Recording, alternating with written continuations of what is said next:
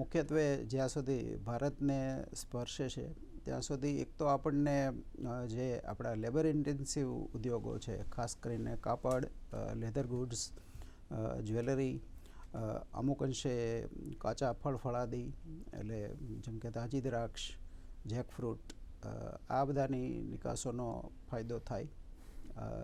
અને સામે પક્ષે બ્રિટનને જે ફાયદો છે એ high end products, high end machinery હોય, પછી લક્ઝરી કાર્સ, ફેશન બ્રાન્ડ્સ, એમાં ઘણી ખરી એસ્પેશિયલી હાઈ એન્ડ કાર્સ ઉપરની ડ્યુટી 110%થી ઘટીને 10% થઈ છે.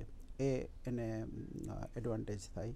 એટલે વોલ્યુમની રીતે આપણે ફાયદામાં છીએ, વેલ્યુની રીતે થોડો ઘણો ફાયદો બ્રિટનને છે.